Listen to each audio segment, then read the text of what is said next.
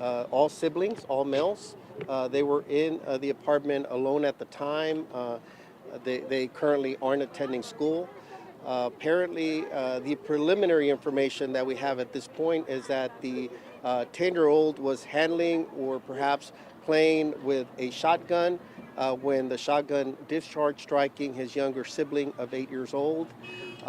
And the younger sibling, the 8-year-old, has been pronounced deceased here at the scene. Subsequently, relatives started arriving here at the location. So right now it's still a dynamic situation, if you will. We're trying to just gather information. So everything I'm sharing right now is preliminary because things could change as we get more information.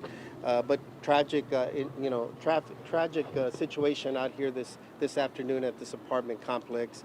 Very, very dramatic for our personnel that are responding at this location as well.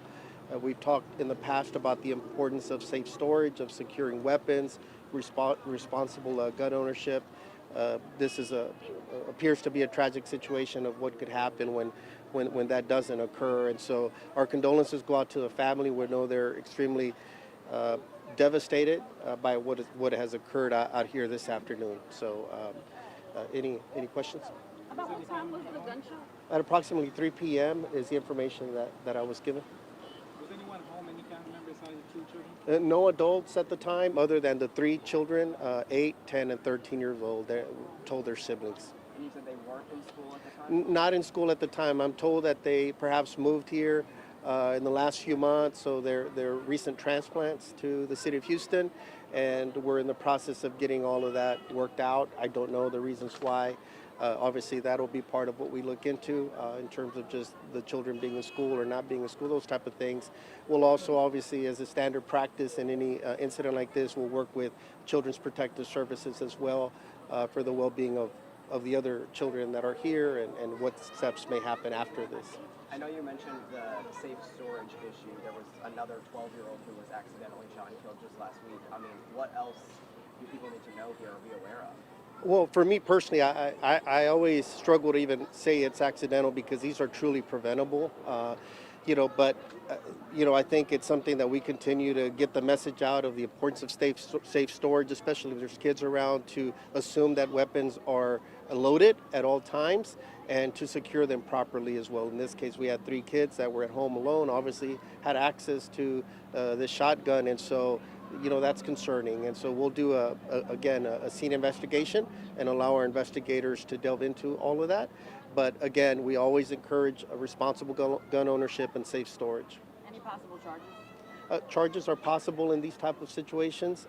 Obviously, we'll have to gather the facts and first find out exactly what happened. We have 3 children that are scared and traumatized and other things. So, we've got to work through the initial scene investigation and then determine the next steps. Sheriff, 2 questions. You said they just moved here. Where from? And also, at this time, do you guys know where the gun inside the home was and how they got their hands on it? I'm told they moved here possibly months ago. I don't know if from another city. I know the family is a Hispanic family. They're originally from Venezuela. And so I don't know where they moved to eventually get here to Houston or anything like that. The incident, I'm told, occurred in the bedroom. And so it's a 1-bedroom apartment unit, and so that's what the initial information we have. Again, it's still somewhat early on in terms of determining all the pieces. Our crime scene investigators are here on scene, and then we'll be able to better piece, a timeline of what happened.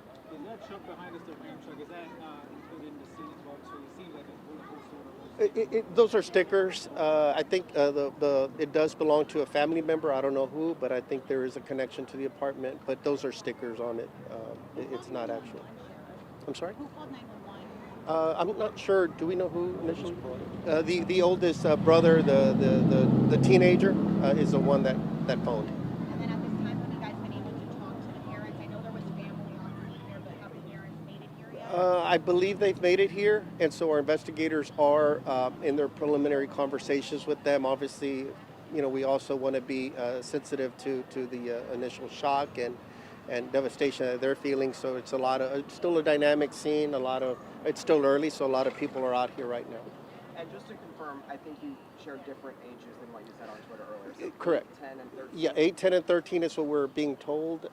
And so the latest information that we received is that the deceased is 8 years old. The 10-year-old is the one that apparently discharged the shotgun, and then we're told there was a 13-year-old. So if anything changes, we'll correct it once again. But that's the information we have as of now here at the scene. Only one shot fired? I'm told only one shot was fired. And it was a shotgun? A shotgun. Do we know who it belonged to? I don't know who the owner is of the shotgun. And where on the body was the shot? Upper torso, somewhere.